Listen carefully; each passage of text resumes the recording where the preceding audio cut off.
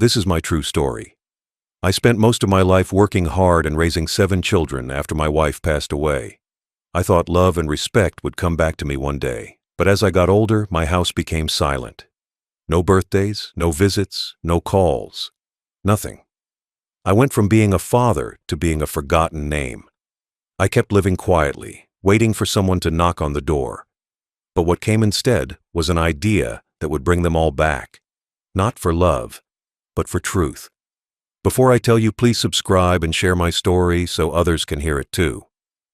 After my wife passed away, my life changed completely. I had 7 children, all of them young, confused, and heartbroken.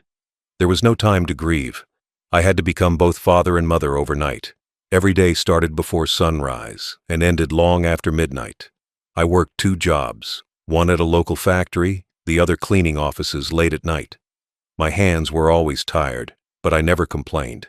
The only thing that kept me moving was the thought of giving my children a better life than the one I was living.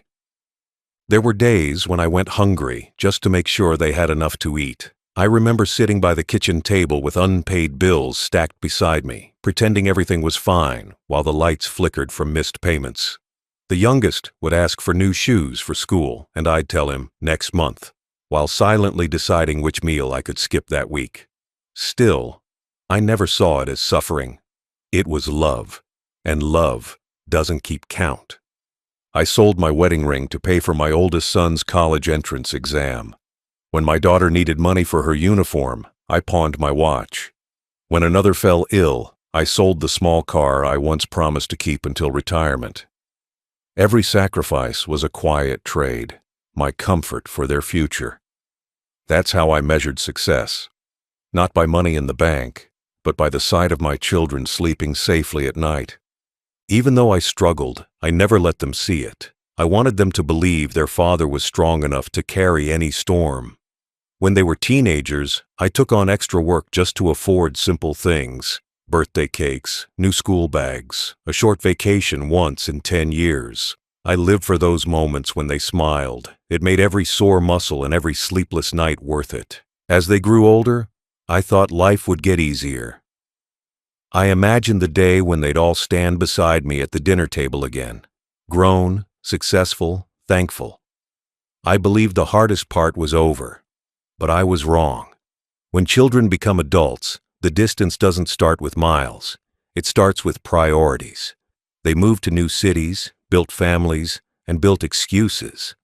At first, I understood. Life gets busy. But when months turned into years, understanding turned into disappointment. I sent letters during holidays. Some came back unopened. I called whenever I could afford it, but often the line went to voicemail. I wasn't angry then. I just missed hearing their voices. I told myself maybe they were doing what I always wanted, living freely, chasing dreams, not worrying about the old man who gave them wings. But deep down, I noticed the truth.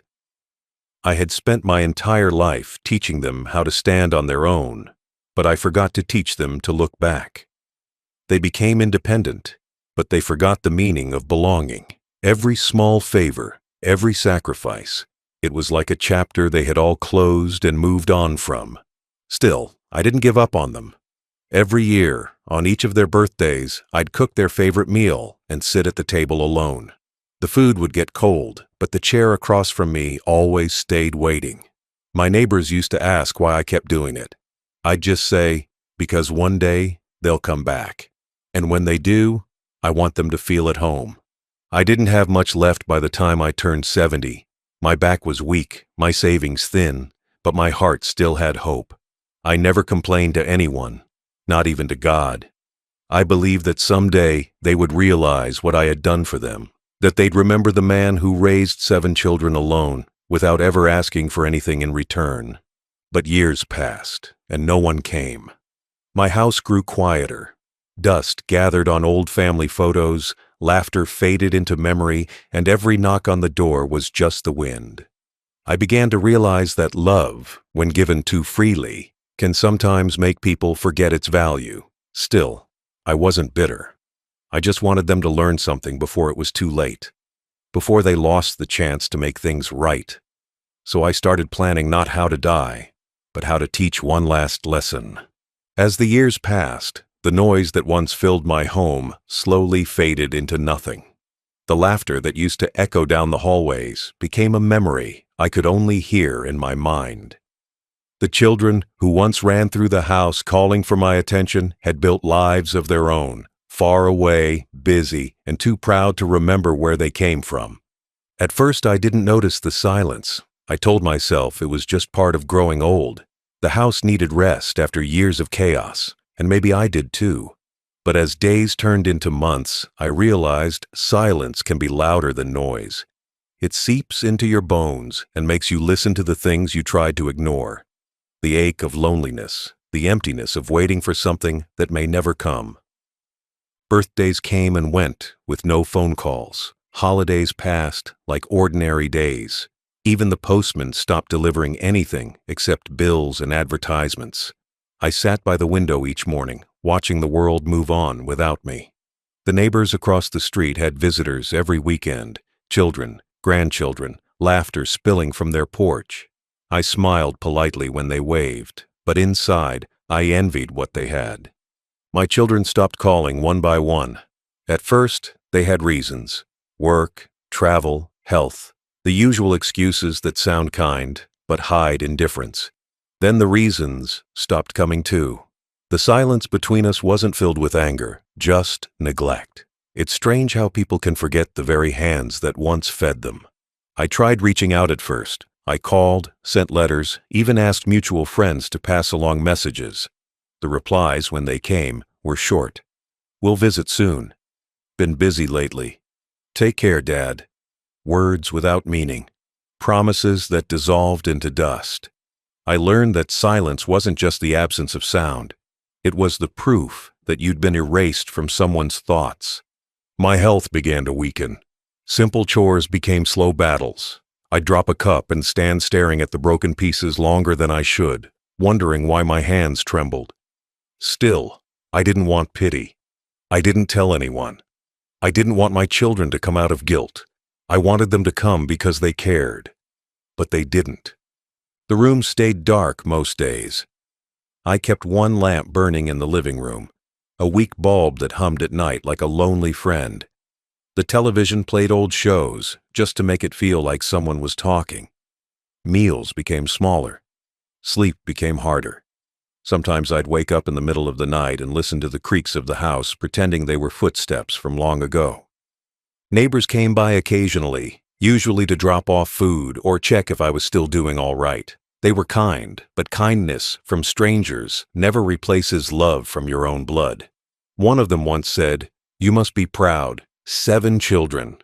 That's a big family." I smiled, nodded, and said, "Yes, it is." But inside, I wondered if a family still counts as family when it forgets its roots.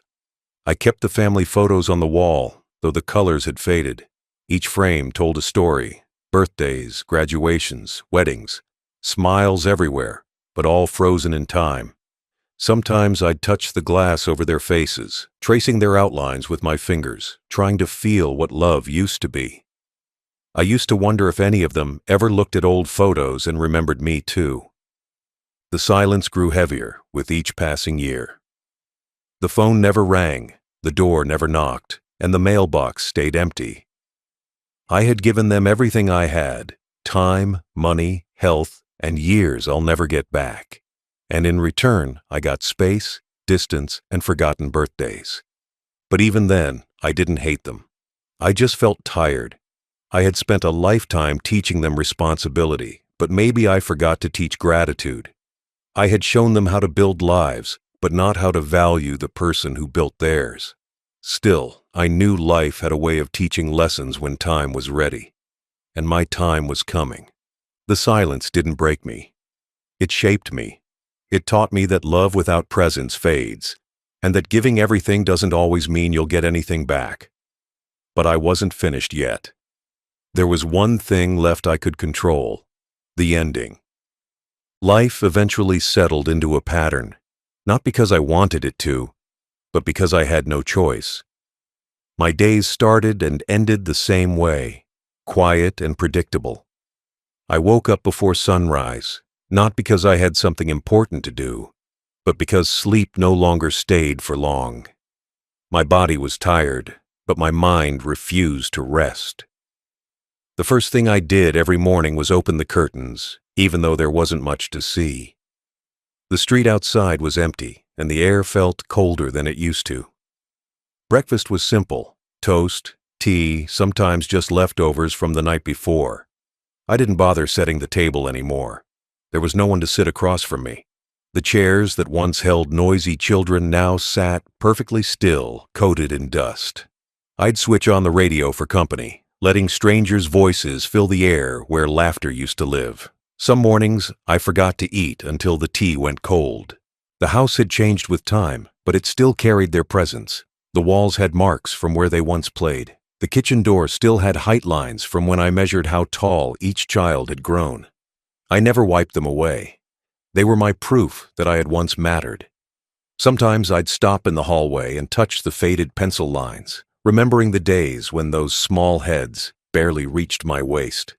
Cleaning became my form of routine, not out of need, but out of control. I dusted the same shelves daily, folded clothes that didn't need folding, and swept the same floor twice. It gave me something to do, something to pretend I still had purpose. The television stayed on even when I wasn't watching. It wasn't about entertainment anymore. It was just noise, a distraction from the silence that wrapped around me like a blanket I couldn't escape. Occasionally, the neighbors dropped by. They were kind people. They'd bring food or ask if I needed anything. I always smiled and said, "I'm fine." It wasn't true, but there was no point saying otherwise. I didn't want pity. I wanted presence. But that kind of presence can't be borrowed. It has to come from family. In the evenings, I sat by the window with a cup of tea, watching the sun disappear behind the same streetlights I used to stand under while waiting for my children to return home from school. The same lights that once guided them safely back now flickered uselessly over an empty road. I thought about how strange time is. It takes everything you build and hands it back to you as memory. The nights were the hardest. The house felt heavier after dark.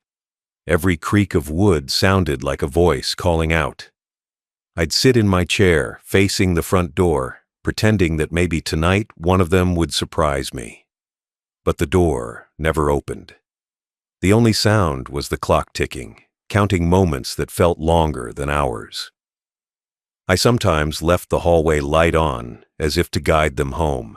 Even though, deep down, I knew no one was coming. I found small ways to fill the emptiness. I started writing in an old notebook. Not letters, just thoughts. Some pages were filled with gratitude, others with pain. I didn't expect anyone to read it. It was just my way of keeping my mind alive. I wrote about things they'd forgotten, the sacrifices, the laughter, the birthdays when I stayed up baking cakes alone because they said they'd visit but never did. Writing was the only thing that didn't abandon me. Time became blurry, days blended together. I stopped keeping track of dates. My body grew slower, but my thoughts stayed sharp. I realized I wasn't waiting for them anymore. I was preparing, not for death, but for the moment they would finally look back and realize what they'd lost. One afternoon, while sorting through old papers, I found a faded envelope from years ago. My wife's handwriting. Inside was her last letter to me. It said, "When they forget, remember that you didn't fail. You just loved too much." Those words stayed with me. That day, I made up my mind. If my children wouldn't come back out of love, they would come back for truth. One cold morning, I woke up earlier than usual. The house was quiet, but something inside me had changed. I was done waiting for someone to remember me. I'd spent my whole life giving, forgiving, and hoping. And I realized that hope without action was just another form of surrender. It was time to do something, not out of anger, but out of clarity. I wanted my children to face the truth, not through words, but through consequences. I put on my coat, grabbed my walking stick, and went to town. The streets were busy, full of people with purpose. I walked slowly past families shopping together, fathers holding their children's hands, a sight that used to make me proud, now only reminded me of what I'd lost. My first stop was the lawyer's office. He was an old friend, someone who had seen me through the best and worst parts of life. When I stepped in, he looked surprised. "You're up early," he said. I told him I was ready to settle my affairs. He assumed I wanted to divide everything equally. That's what most parents do, keep things fair. But fairness doesn't always mean justice. I told him, "No. I don't want equal. I want honest." He leaned back in his chair and waited for me to continue. I explained that my 7 children had each made their choices, and that my will should reflect those choices. Not their birth order, not their names, but their actions. We spent hours going through my documents, the house deed, the savings, the few investments left from my working years. It wasn't a fortune, but it was the result of a lifetime of sacrifice. I listed each child by name, one by one. Next to each, I dictated a letter, not of anger, but of truth.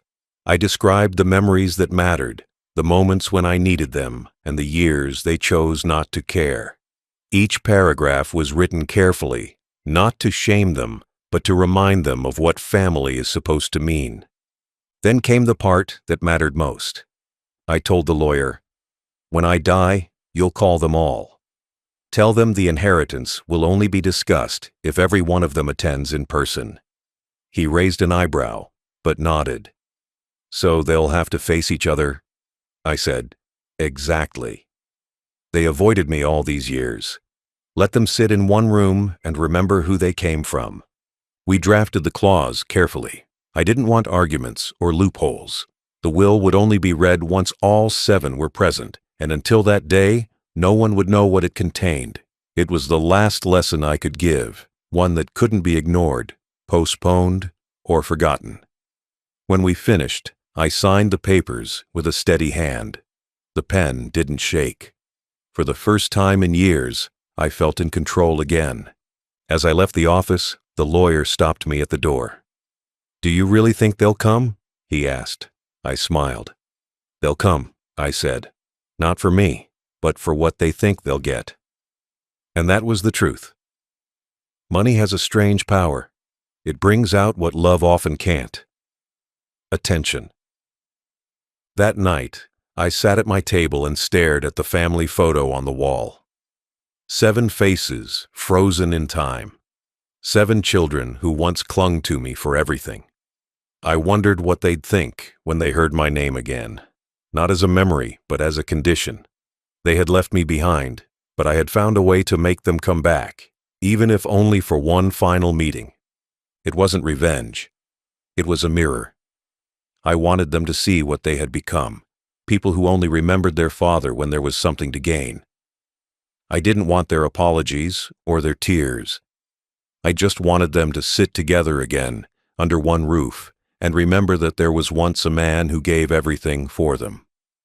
That night, I slept better than I had in years. The decision was made. My story wouldn't end with bitterness. It would end with truth.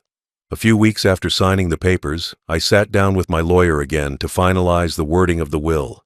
It wasn't about money anymore. It was about meaning. I wanted every sentence to reflect what life had taught me, that love, when taken for granted, turns to dust. The lawyer read each section aloud, making sure everything was clear. I listened carefully, imagining the moment when my children would sit in the same room, forced to face what they had ignored for years. The will began simply, "To my 7 children."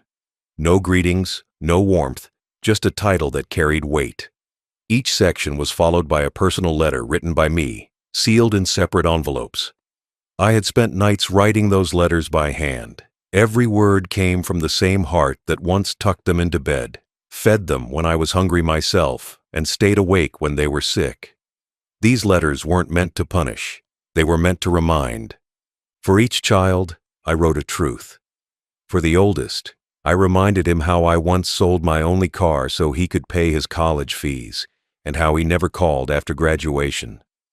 For the second, I mentioned the business I helped her start, the one she never thanked me for. For the third, I recalled the nights I stayed awake while he battled addiction, and how I never judged him when he did. For the fourth, I wrote of the wedding I paid for alone because her husband refused to contribute. Each letter held memories, not accusations. I wanted them to remember the father they'd forgotten, not fear him. Then came the most important part, the clause that would change everything. The lawyer titled it, Conditional Disclosure. It stated that the will could only be read if all 7 children were present in the same room. Not a single one could be missing. If any failed to attend, the process would be canceled and everything would be transferred according to the secondary clause. That clause was what I was most proud of. It stated that if they couldn't come together, if they still chose distance over family, then everything I owned would be donated to a charity that supported abandoned elders. I'd already spoken to a foundation that cared for seniors forgotten by their families. They understood the message behind it. It wasn't revenge, it was poetry, written in law. The lawyer raised his eyebrows when I explained the reasoning. "You're forcing them to face the truth," he said. I replied, "They forced me to face loneliness." "I think it's fair." We reviewed the documents one last time before sealing them in a thick envelope. I placed my signature beneath every line, not shaking, not emotional, just calm. It was the first time in a long while that I felt like I had control over something that mattered. That night, I placed the lawyer's card on my bedside table. I stared at the ceiling for hours, replaying memories of their childhoods, birthdays, laughter, small hands gripping mine. Those moments still hurt, but now they also gave me strength. I realized that while they had forgotten me, I had never stopped loving them. And maybe, just maybe, this would make them remember what family once meant. Over the next few days, I made copies of certain photos, not the happy ones, but the honest ones. Pictures of me working late, carrying boxes, fixing their toys. Photos they had probably never noticed hanging on the wall. I gave those to my lawyer too, asking him to display them at the reading. I wanted the room to be filled with truth, not fancy portraits, but the reality of who I was. The will was more than paperwork. It was my final conversation with my children, one they couldn't interrupt, one they couldn't ignore. I didn't want tears or apologies when the time came. I wanted silence, the kind that follows understanding. When I left the lawyer's office for the last time, he shook my hand and said, "You've written something powerful." I nodded. "No," I said. "I've written something necessary." That night, I sat by my window as the sky turned orange. For once, I didn't feel lonely. I had turned my pain into purpose. And deep down, I knew, someday, that decision would bring them all back, whether they wanted to or not. It didn't take long. Just a few days after I passed, the lawyer followed my instructions exactly. Letters were sent out, one to each of my 7 children, sealed in brown envelopes, with the heading, "Regarding the estate of your father." The message was simple. The will would only be read once every one of them was present. Nothing more, nothing less. That one line was all it took to bring them running. Within a week, the street that had been silent for years was suddenly full of noise again. Cars lined the driveway, luxury ones, the kind I'd never owned but helped pay for in some way. The neighbors peeked through their curtains, surprised to see the family that had been absent for so long. They came not out of love or guilt, but curiosity and greed. Every single one of them assumed there was something to gain. The oldest arrived first, acting like he'd been there all along. He greeted the lawyer with a practiced smile, pretending grief while glancing around the house to see what had changed. The second and third came next, together, whispering to each other as if they already knew what was coming. By afternoon, all 7 stood in the living room, the same one that had once held their laughter. Now it held tension. They looked uncomfortable sitting together.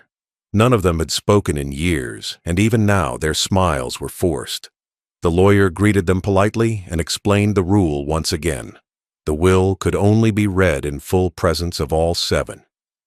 I had predicted their reactions perfectly. Some scoffed, some sighed, and a few made snide remarks about how dramatic it all was. But not one of them left. They all stayed, because greed is stronger than pride. The lawyer began setting up the documents. The room grew silent except for the rustle of paper and the creak of chairs. My photo hung on the wall behind him, the same picture I took when I turned 70. A small smile, worn face, but proud eyes. None of them looked at it for long. It made them uncomfortable. It reminded them that they were here for a man they'd abandoned. While they waited, they filled the silence with small talk. Questions about each other's lives, jobs, and children, all laced with comparison. It was clear they didn't know how to be a family anymore. The oldest tried to act in charge, assuming he would inherit the house. The youngest sat quietly, guilt in her eyes, maybe the only one who ever truly missed me. The lawyer noticed the awkwardness and cleared his throat. "Your father wanted this moment to happen," he said. "He wrote that all of you being here is already half of what he hoped for." That line alone made the room shift. Some looked down, others rolled their eyes. None of them spoke. They weren't expecting kindness from me. They were expecting numbers, bank balances, assets, division. But what they were about to hear wasn't about money. It was about truth. The lawyer opened the main envelope and pulled out 7 smaller ones, each marked with a name. He placed them on the table one by one, just as I had planned. Then he paused before continuing. "Before I read what your father wrote," he said, "he wanted to remind you that inheritance isn't always about wealth. Sometimes it's about reflection."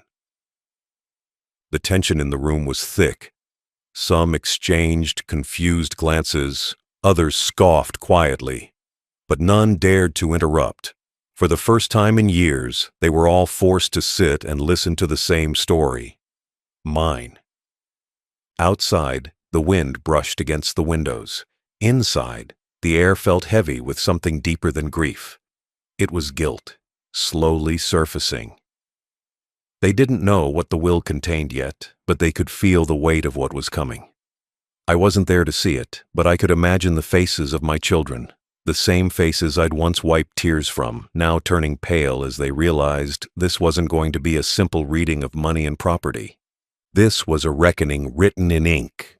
The lawyer opened the first envelope slowly, as if he understood the gravity of what he was about to read. The room was silent. The ticking clock on the wall sounded louder than usual. My 7 children sat before him, their faces half curious, half nervous. They expected numbers, instructions, or property transfers. Instead, they heard my words, raw, simple, and unfiltered. "To my children who forgot their father," it began, "I didn't forget you. I just remembered myself." That one line shifted the entire room. The oldest shifted in his seat, the second crossed her arms, the third looked away, and the youngest lowered her head. The lawyer continued reading. "You were my life's work. Every hour I spent building our home, every meal I skipped, every tear I hid, it was all for you. But somewhere along the way, you stopped seeing me as a man and started seeing me as a burden. You moved on, and I stayed still, waiting for a knock on the door that never came." The air grew heavy. No one dared to speak. I had written those words years earlier, knowing they would cut deep, but heal deeper. They needed to hear the truth, not to shame them, but to wake them. "For years," the letter continued, "I wondered what I did wrong. I raised you alone. I gave you everything I had, and still, I grew old in silence. Then I realized, I didn't fail as a father. You failed as children." One of them gasped quietly. The lawyer paused, but continued, his voice steady. "You all left when there was nothing left to take. But love isn't a transaction. I learned that too late. So, I've decided to leave behind something that might finally teach you what I could not in life, the value of giving without expecting anything in return." That was when the twist came. The lawyer opened the next page, the one that explained the distribution. My children leaned forward, expecting redemption, expecting their names to be followed by wealth. Instead, they heard this. "I have donated every part of my estate, the house, the savings, the land, the business shares, to a senior charity organization that helps the elderly abandoned by their families. Each donation is made in your name." The lawyer's voice stayed calm, but the room didn't.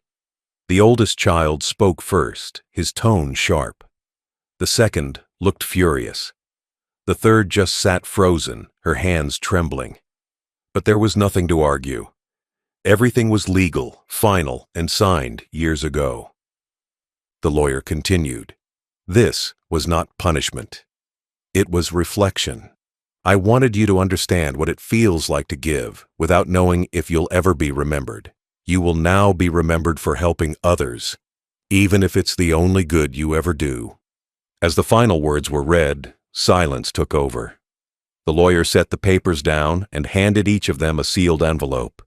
Copies of the donation certificates and a short personal letter I had written for each one. None of them opened theirs immediately. They just stared at the documents, realizing what they'd lost. Not money, but dignity. The lawyer looked around the room and said, "Your father knew this moment would come." He said, "When they sit in this room together, let them remember not what I left, but what I taught." No one spoke after that. They left one by one, faces pale, hearts conflicted, some angry, some ashamed. The youngest lingered the longest, her eyes red, whispering something no one else could hear. Perhaps an apology. Perhaps too late. That day, the house felt alive again, not with voices, but with truth.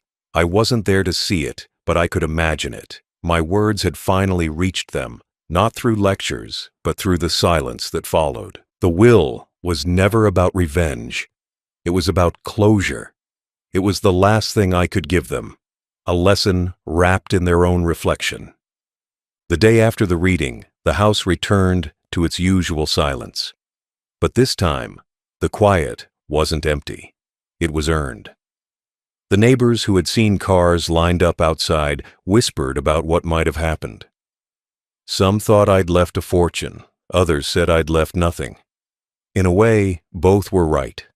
I hadn't left money. I'd left truth, and truth was worth more than any inheritance. My children, however, didn't take it easily. The oldest was the angriest. He called the lawyer, demanding explanations, threatening to contest the will, but the lawyer stayed calm, reminding him that every signature, every donation, every condition had been verified long before my passing. There were no loopholes, no hidden clauses. The law was sealed, and so was his fate. He hung up without another word. For a man who had spent his life believing everything could be bought, this was the first thing he couldn't. The others reacted differently. The second and third tried to blame each other, saying one should have visited more, that it wasn't fair. They forgot that fairness wasn't the point. It was about accountability, not equality. They had spent years forgetting their father existed, and now they wanted to argue over what he'd left. The irony didn't escape anyone. The youngest daughter, the one who stayed behind after the will reading, visited the house again a week later. She didn't come for money. She came with flowers. The neighbors said she stood at the porch for nearly an hour, quietly crying, then left without taking anything. She was the only one who understood that what I'd done wasn't vengeance. It was closure. As days passed, the news about my will spread through town. Some people called me cold. Others called me wise. A few even came to visit the charity I'd donated to. They said it had already started new programs for abandoned seniors, funded by my estate. Those elders, forgotten by their children, now had warmth, meals, and medical care, all paid for by the wealth my own children thought they'd inherit. It was poetic justice, but written in plain ink. Meanwhile, the lawyer received letters from a few of them. Short, awkward messages. Some tried to apologize. Others still tried to argue that I'd been unfair. One even wrote that Dad wouldn't have done this if he were in his right mind. But I was. That's why I did it. Every decision came from a clear heart, not an angry one. Weeks turned into months. Slowly they stopped visiting even the lawyer. The noise faded again, but this time it didn't hurt.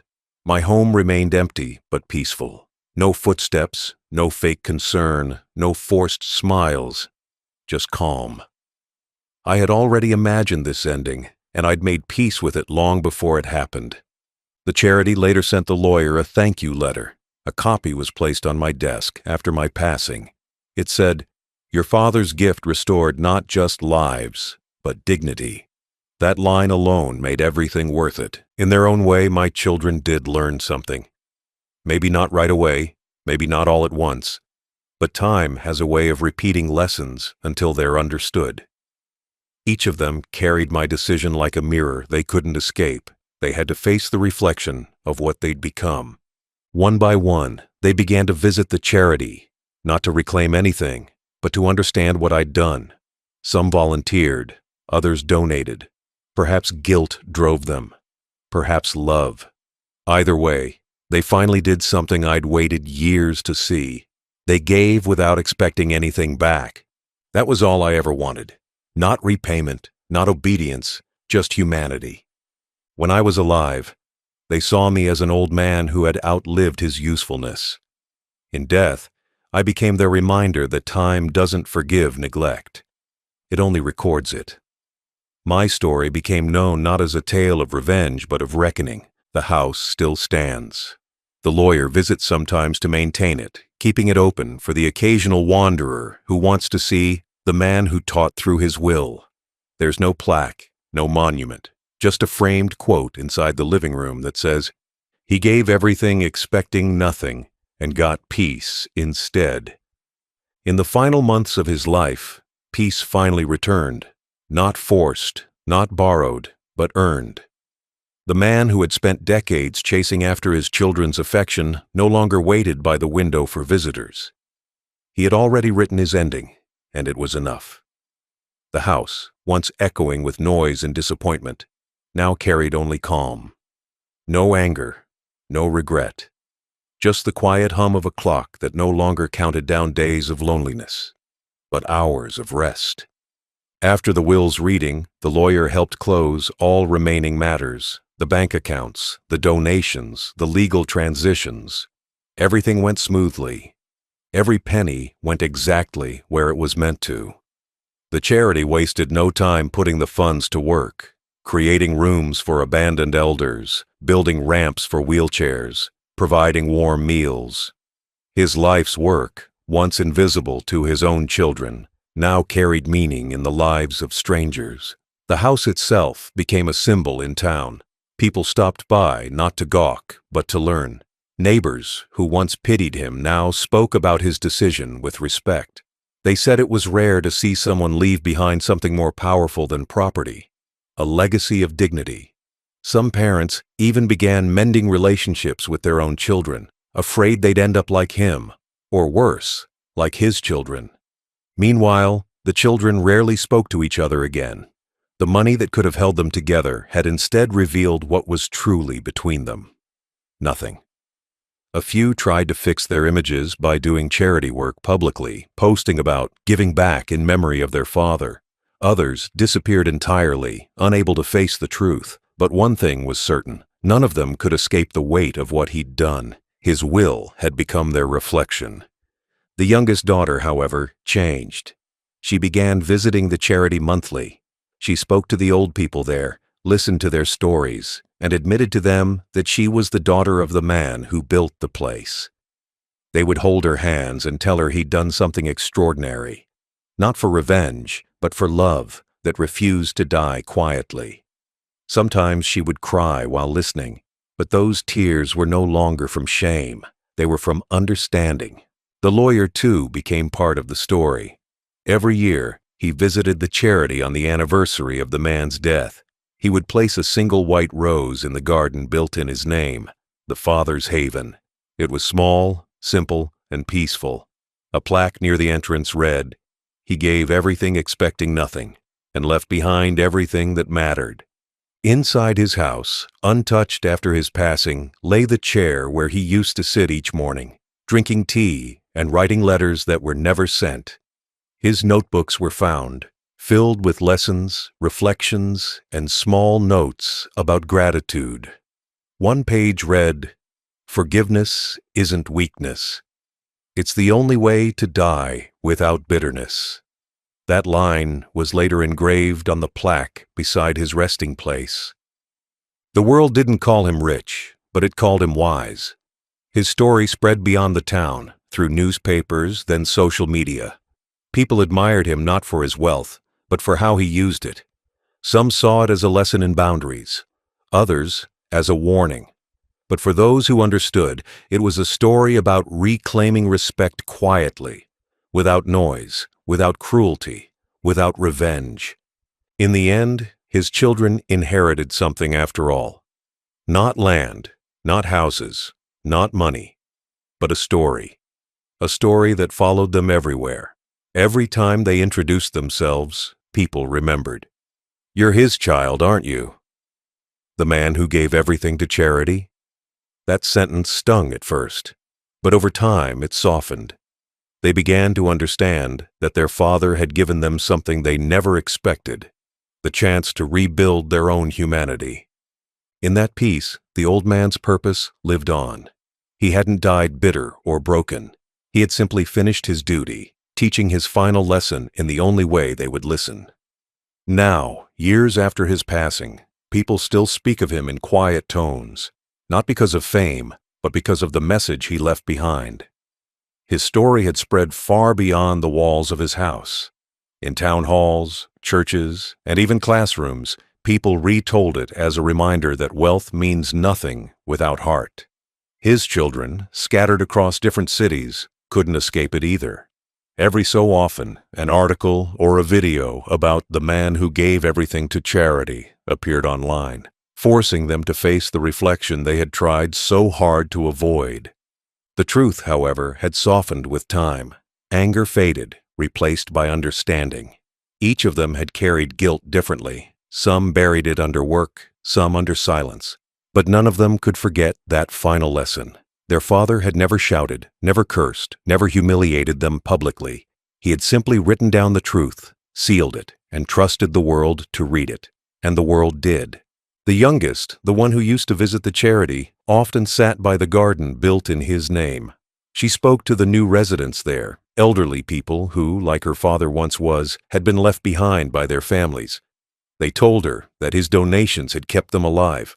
Every time she heard that, she realized that his act of giving hadn't been about revenge. It was about continuing to love in a way they never understood. She would smile and say quietly, "That's exactly who he was." Over time, his name became a symbol. People quoted his final line from the will. "They came for money. They left with the mirror." It became a saying about life, about choices, about how easily love can be forgotten when comfort replaces effort.